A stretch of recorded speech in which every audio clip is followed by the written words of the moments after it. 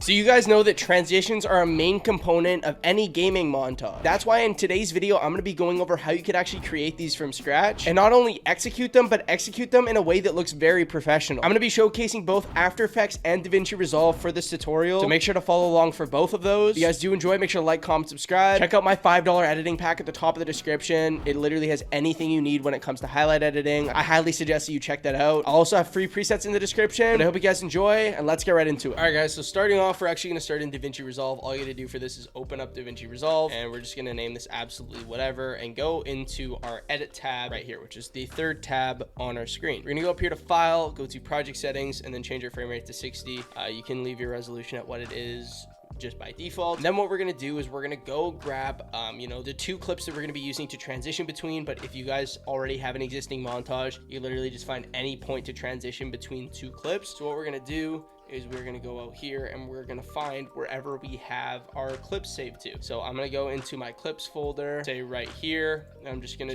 go find my Fortnite clips. I'm just gonna go like here, for example. I'm gonna grab like two random clips and drag them into my timeline. And what this will look like in your montage is it will look a little something like this. Just imagine, you have your clip 1 and then you have your clip 2, and you almost want to transition from here to here, but make it also look super clean and super, smooth.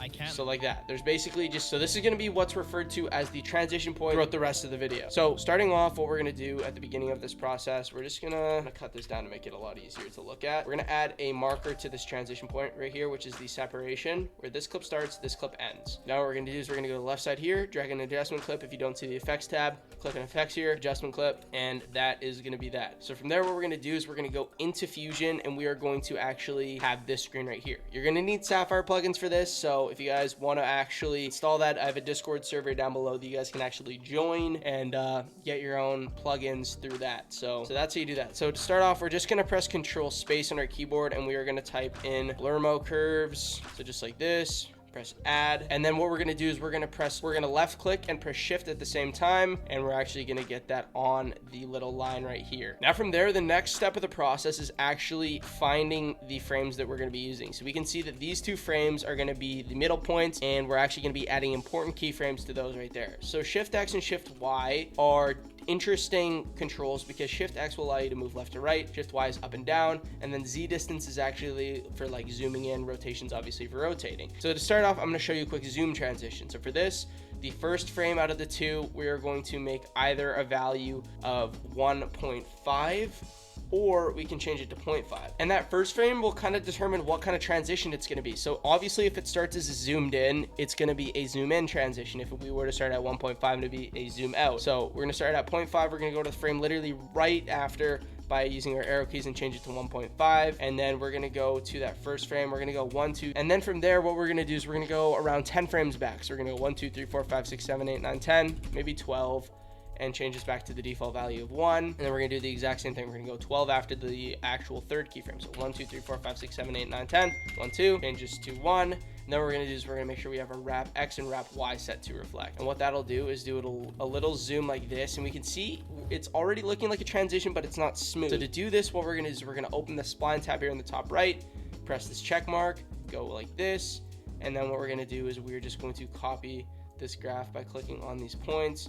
Just follow along, just like that, and just like that. So when we play it back, we can see that it actually looks like a transition out. It zooms in. So that's basically how you do that. It's super simple, super easy, looks great.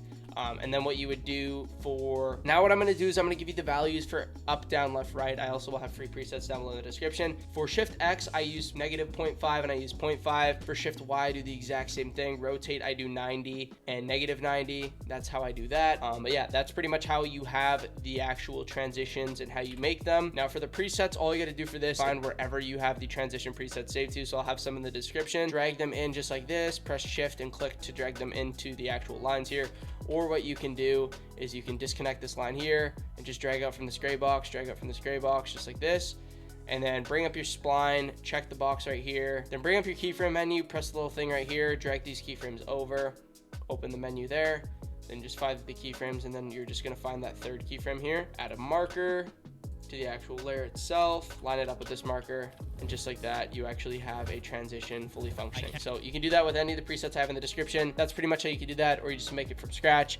And yeah, that's pretty much that. Now moving on to After Effects. All right, so for After Effects, it's so easy, way easier than Davinci Resolve. We're just gonna name our composition whatever. And then what we're gonna do is we're gonna find our Fortnite clips that we wanna actually use for this. So I'm just gonna go to my folder that I actually have my clips in. Just literally drag in 2 random clips here into the actual media pool. We're just gonna drag them in just like this, kind of cut them up.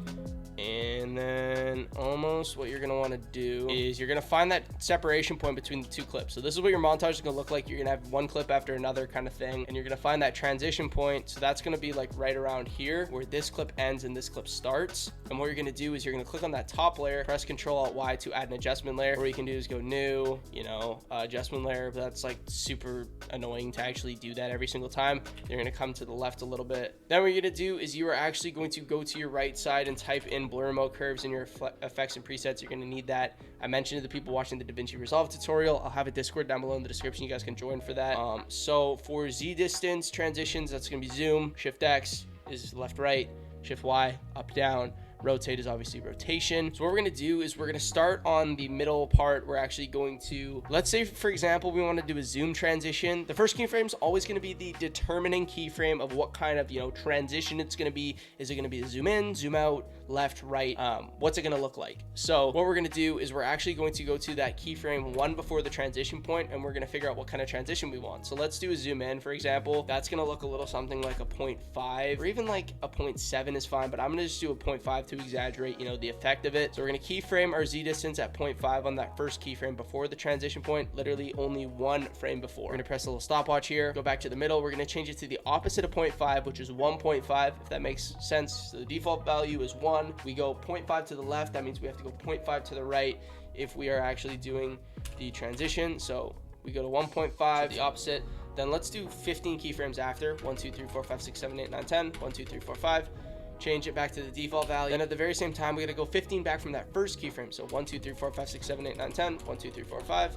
And change that back to 1. That is how you do that. And then what we're gonna do is we're just gonna cut this down on either side of the transition. So this is gonna be the first frame, this is gonna be the second frame. All of this blank space doesn't matter, so we can cut it right here, and then we can also cut it right here, and that's basically that. So right now our transition looks super linear. I mean, it looks kind of stupid. We gotta also make sure we wrap our X and Y with reflect, so we can see it's a transition, but it's super like linear. It's not smooth. It wouldn't look good in a montage if you did it the way it is right now. So to fix this, we're actually going to left click and select all the frames, press F9 on our keyboard, which is going to already kind of smoothen it a little bit, but we're going to be doing a little bit of tweaking. So we're going to go into the graph editor right here, expand this a little bit so we can see, and then from there we're just going to click on these points and you're going to copy this graph here. So literally do something. So this one, bring it down, this one, bring to the left, and that's literally how you do transitions. It's that simple. If you want it to be less harsh, you can bring it out a little bit. So you can bring that, let's say down. Let's say you want to bring that one up a little bit. That's how you do less harsh, which kind of looks a lot better in my opinion. That's kind of how I have my own transitions in my montages, but that's how you do that. So let me quickly give you my own values for Shift X and Shift Y, just so you guys can follow along with that when it comes time to actually doing it yourself and you don't want to use it, let's say, preset. So Shift X value that I use is actually going to be 500. Shift X value that I use is actually going to be 700. And then what I do is I also do -700 on the other frame. You can just inverse those for left to right.